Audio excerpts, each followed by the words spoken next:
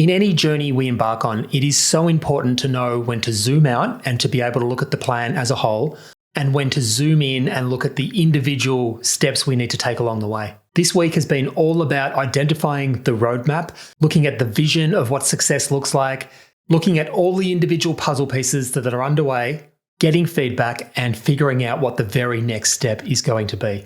Hello there, Paul Heron here. This video today is a weekly review of the top lessons I have taken from the challenge that I have embarked on this year of recording and posting a podcast a day for 12 months. You can catch all the daily episodes by clicking the link below and subscribing to the podcast. But today is all about week number 2 in my journey and the top 6 lessons I have taken this week that I hope you can apply to your very own journey. If week number 1 was predominantly about showing up and getting started, week number 2 has been all about understanding the roadmap, understanding what success looks like, and understanding what the very next steps I need to take are. The first lesson I want to share today is the importance of starting to develop a roadmap. And there are 2 components to the roadmap. There is understanding what the vision looks like, what success looks like, as well as understanding where we currently are and where we're starting from. During the week, I called this process developing a blueprint of sorts. And I think it was a fantastic exercise to go through, because what I have managed to bring out of this process is a clear understanding of what it is that I'm looking to create. This serves as a target that I can reference the decisions I make on a daily basis against. It's not a fixed document that'll remain unchanged over the period. What was most important for me was really just getting a first draft down and just going through the process of working out what these 2 points look like has been hugely valuable. I hope that it serves as a North Star or a compass point that I can keep turning back to. Inevitably, when there's things that don't go to plan, I find myself knocked off course and I need to pivot and realign. So lesson number 1 in summary is to understand what the vision of success looks like, understand your starting point, to be aware that the path to success and the path to that vision could take many different avenues or directions. We don't know exactly where we're going to land in the end. Our plan will evolve as we go through this process, but I think it's critically important, even from the very early stages of getting started, to have something to be able to reference our decisions against. The second lesson I took out of last week was the importance of starting to document who my ideal customer is. This is a marketing challenge after all, and a huge part of mastering marketing and getting my head around what marketing is going to look like and what marketing is going to mean to me is really diving into really truly understanding who my marketing message is going to be targeted at. Very much in line with the first lesson of developing a roadmap. This first draft, you might call it, of who my ideal customer is formed part of that vision that I created.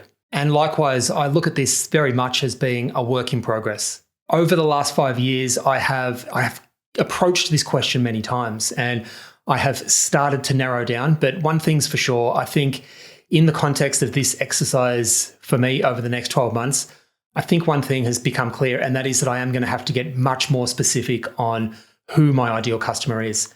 And that will continue to be worked on over the coming 12 months, hopefully much sooner than that. So lesson number 2 is identifying who our marketing efforts are for, and at least developing a first draft of who our ideal customer and client is.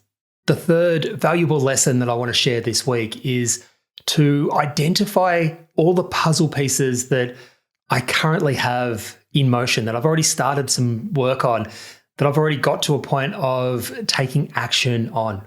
Things that came up for me were this podcast, for example, my social media accounts and the various different methods I've got of communicating with people, my email list and the way that I have been communicating with my subscribers, my YouTube channel, my LinkedIn. There are quite a few different puzzle pieces that I already have in motion in some way, shape or form. So this lesson was very much in line with identifying our starting point and understanding where we are. For me, there are quite a few pieces of the puzzle that are already in motion, in action, and hopefully many of these will form a huge part of the ongoing process moving forward. But this third lesson of identifying all your puzzle pieces is really all about completing a bit of a stock take on the moving pieces that you've got happening currently. The fourth powerful lesson that I learned this week was once I had a stock take, once I understood the pieces that I've currently got in motion, where are the gaps and opportunities that I need to consider? And during this process, I mapped out the puzzle pieces that I had identified previously in the previous step and mapped them out on a sales funnel of sorts. Everything from the outer layer of initial awareness through to how conversations are started, through to my existing one-on-one coaching programs, the systems and processes that I currently have that are reasonably successful in attracting clients to my business. Once I was able to do this, I was instantly able to see some of the gaps in my process. For me, my existing systems are heavily focused around purchasing leads and everything that happens after that. So these warm leads, I move them into a sales call, which then hopefully progresses clients into being paying customers and into my business. What this year-long journey is all about for me is identifying these gaps. So what I'm doing right now with this podcast, that is a content creation piece. It's a bit of a longer form piece of content. So hopefully I can start to get more and more people watching the podcast. What's already become clear is I don't really have anything in place at the moment to, on that outer funnel, that first initial awareness piece. And that's potentially something that I need to look at. I did do a bit of a brainstorm, and things like shorts and social media outreach and, all these type of things are examples of things that I can consider to help with that initial phase. But there are many gaps that I did identify, and just mapping them out enabled me to be able to clearly see what they are so I can tackle them one at a time. So lesson number 4 is to find a way to identify the gaps and opportunities in your process. The 5th lesson that I took from last week was reinforcing the power of evaluation and reflection. This is such a powerful piece of the puzzle that many of us overlook in our day-to-day lives.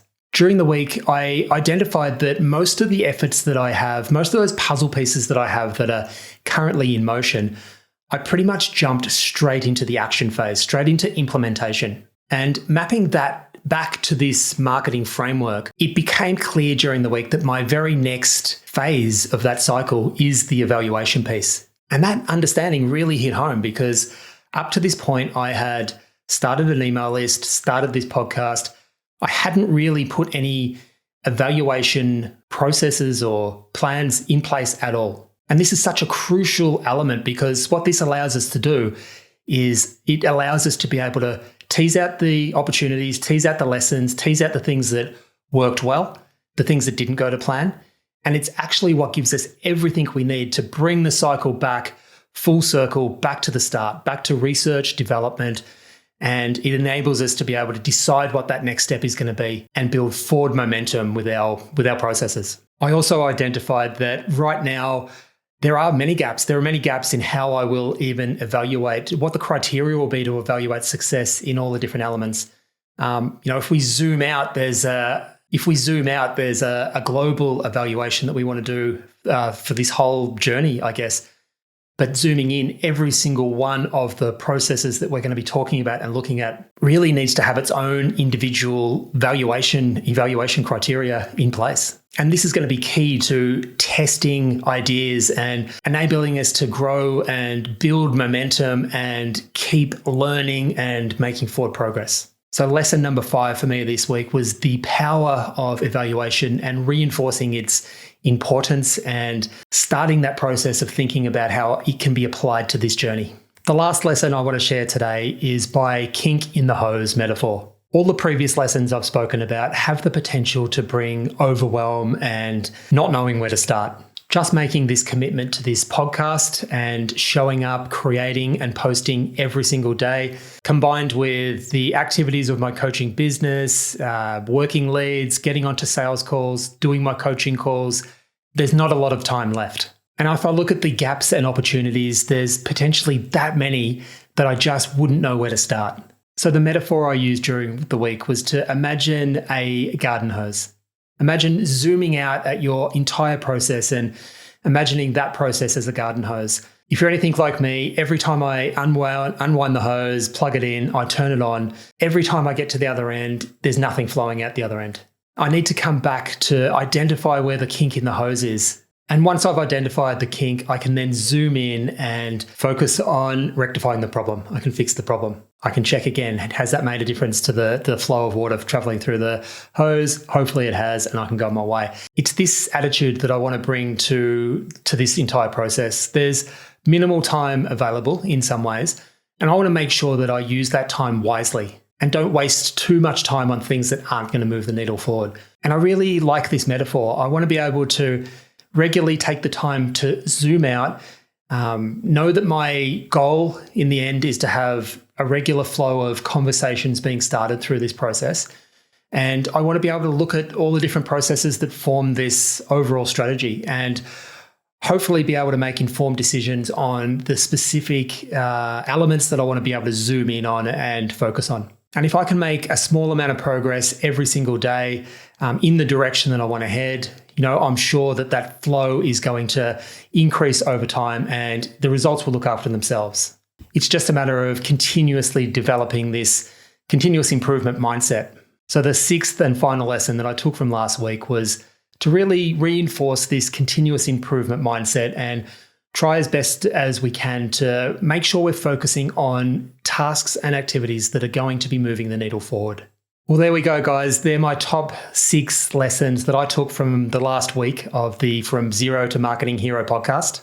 Just a reminder, if you are interested in my journey and you want to stay up to date with every single day's activities and the posts that I put out every single day, the best way to stay involved is to go over to your favorite podcast destination and hit the subscribe button. If you're watching this episode on YouTube, you can hit the subscribe button there. I will also leave a link to my website in the show notes, which has all the links to podcast itself, a Facebook group that I've set up as a community to bounce ideas around and to enable all of us to share from this journey. If you have any feedback or you would love to be involved in the show, please reach out and let me know. And until next time, bye for now.